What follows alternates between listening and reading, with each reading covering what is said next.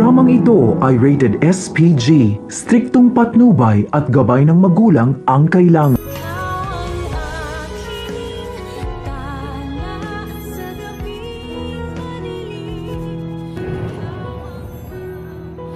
Mga kaibigan, panibagong problema na naman ang ating kakaharapin dahil nga sa katauhan nga ni Dr. Carlos na kung saan nga ay maaari na ngang mahuli itong si Moira kung hindi lamang sa tulong nito.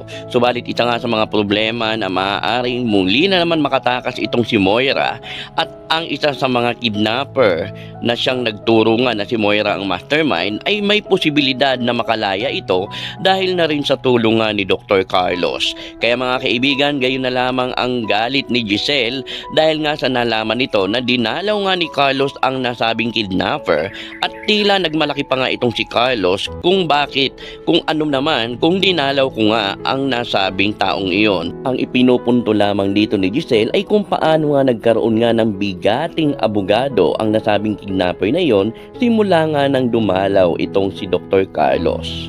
At ang ikinagagalit ng gusto ni Giselle ay posibleng mawala nga ito sa kanila bilang witness dahil nga sa pagkakaroon na nga ito ng abogado na siyang magiging dahilan upang itanggi nito ang kanya mga naunang testimonya upang nang sa ganon ay mapawalang sala ito. Subalit mga kaibigan, nang magkita nga si Carlos at ang taong iyon ay tila nagulat na lamang itong si Carlos dahil sinabi mismo ng kidnapper na iyon na huwag pakakasiguro ito dahil nga sinabi nga ni Carlos na wala di umano itong ebidensya. Subalit pinagbantaan siya ng lalaking iyon na kung sakaling huwag kang pakasisiguro dahil anumang oras ay maaari nga kitang ilaglag. Subalit mga kaibigan, ang kahilingan nga ng lalaking iyon ay maaaring tulungan siya na makalabas nga ng nasabing kulungan upang nang sa ganun nga ay makalaya nga ito dahil namimiss niya na di umano ang makipag-date. Subalit ito nga ang isa sa mga kinakatakutan nga ni Carlos, ang madawit nga ang kanyang pangalan na kung saan nga kapag nadawit nga siya rito ay marahil malaki nga ang mawawala sa kanya, hindi lamang ang kanyang propesyon kundi maging ang kanyang asawang si Lynette at maging ang galit ng mga tao sa kanyang paligid ay kakaharapin nito, maging ang kahihiyan at sikretong patuloy nilang itinatago ni Moira ay ang pagiging ama nga nito kay Zoe. Kaya naman mga kaibigan, nang dahil nga kay Carlos ay tila marami sa ating mga kababayan ang siyang naiinis at nabubwisit na hindi lamang kay Moira kundi sa karakter nga ni Carlos na kung saan nga ay isa ito sa mga nagiging dahilan kung bakit nauudlot nga ang pagkakahuli nga kay Moira. Kaya naman mga kaibigan, ating abangan kung paano nga ba matutuklasan ni Giselle ang mga kabalbalan ngang ginagawa nga ni Carlos kung bakit nakakaligtas nga ang mastermind o ang mga kasalanan nga ni Moira.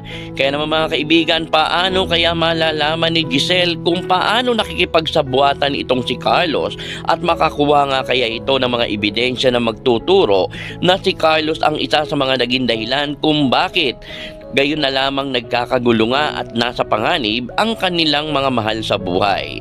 Kaya naman mga kaibigan, ating abangan kung paano nga bang malalaman ni Giselle ang katauhan nga ni Zoe at ang pagkakasangkot mismo ni Zoe kay Don Pepe na ito naman talaga ang naging dahilan kung bakit nahulog nga ang matanda sa nasabing tulay.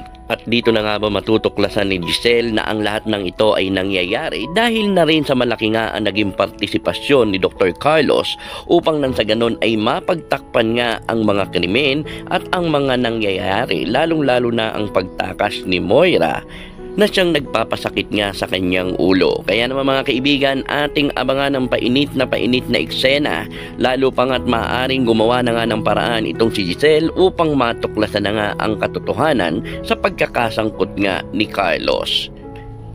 Comment na po at huwag kalimutang mag-subscribe, i-click ang notification bell upang lagi kayong ma-update sa mga susunod pang videos dito lamang sa Taylor Rich TV.